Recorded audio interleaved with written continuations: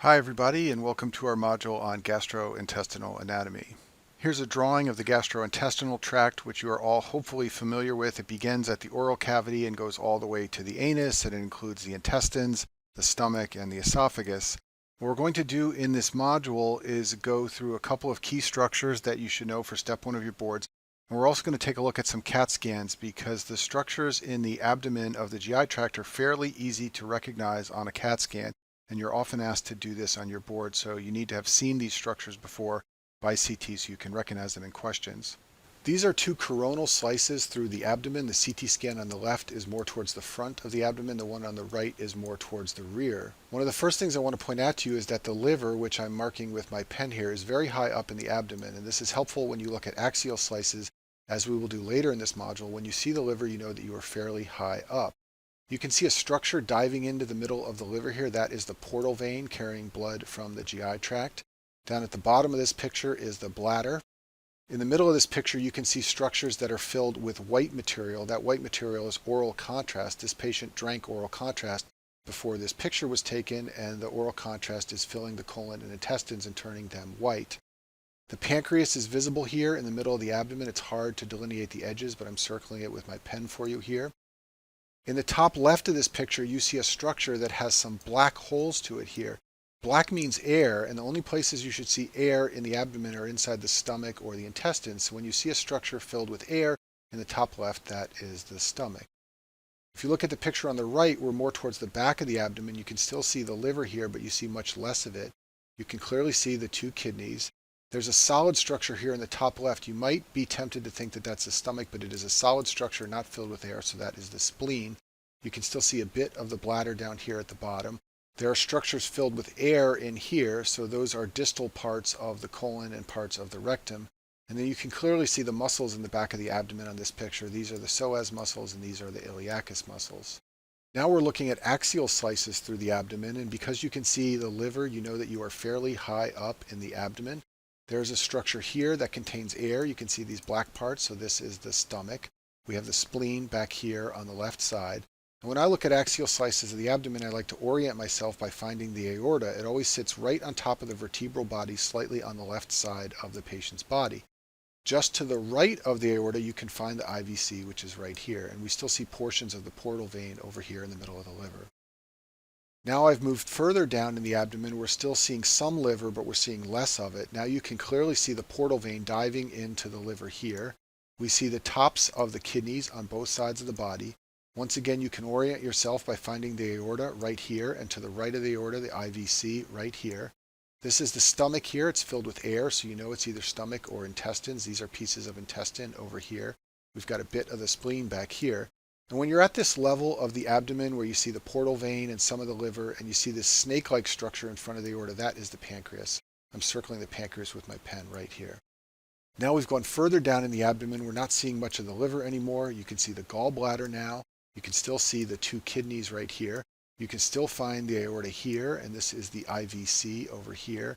And in the front of the abdomen here, we're seeing portions of intestine and colon filled with air in contrast. Now we're very low down in the abdomen. We're not seeing much of the liver at all. We're at the bottom of the kidneys right here. You can easily see the psoas muscles and the erector spinae muscles here. The aorta is where it always is, slightly to the left on top of the vertebral body. Now the IVC is right here next to it. And we've got portions of bowel in the lower abdomen sitting here in the front of the picture. Now what I want to do is talk about the difference between intraperitoneal and retroperitoneal structures. Intraperitoneal structures in the abdomen are structures that are completely covered by mesentery. The mesentery is visceral peritoneum, and when it completely wraps an organ or a structure, we call that organ or structure intraperitoneal. And the stomach, the appendix, the liver, and the spleen are intraperitoneal structures.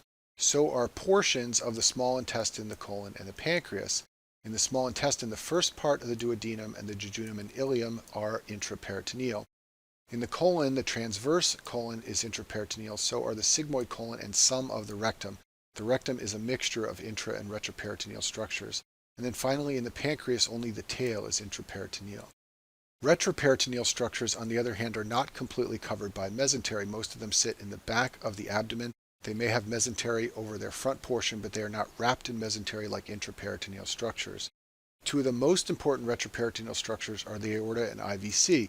The reason these are important is because when these structures bleed, patients will develop blood in the back of the abdomen. We call that retroperitoneal bleeding. The kidneys are retroperitoneal organs, and so are the portions of the small intestine, colon, and pancreas that I did not mention on the last slide. In the small intestine, the distal 2/3 of the duodenum are retroperitoneal. In the colon, the ascending and descending colon are retroperitoneal, and so is a portion of the rectum, like I said before. And then finally, in the pancreas, the head and the body are retroperitoneal. And this is important on your surgical rotations. Many cancers of the pancreas occur at the head, and in order to operate on them, the surgeon needs to get all the way to the retroperitoneal space. I mentioned before that retroperitoneal bleeding is a serious condition that many patients can develop, and you can see this on CAT scan. This is a CAT scan of someone with an RP bleed. This is a large hematoma here in the back of the abdomen. There are many causes. This is often a complication of surgical procedures. In my field of cardiology, patients who have an angioplasty have catheters inserted into their femoral artery, and if the catheter is inserted too high and it begins to bleed, their retroperitoneal space can fill with blood, and we call that a retroperitoneal or RP bleed. You should be aware that the peritoneal cavity is divided into two sacs, the greater and the lesser sac. The greater sac is the entire width of the abdomen, and it goes from the diaphragm to the pelvic floor. Most structures in the abdomen are in the greater sac. When you do surgical rotations and you enter the abdomen anteriorly, you initially enter the greater sac. The lesser sac is a smaller closed space. It's behind the liver and stomach and behind the lesser omentum. There is a hole that leads from the greater sac to the lesser sac, and that is called the epiploic foramen. It's also sometimes called the omental foramen or Winslow's foramen, and it's an opening between the greater and lesser sacs.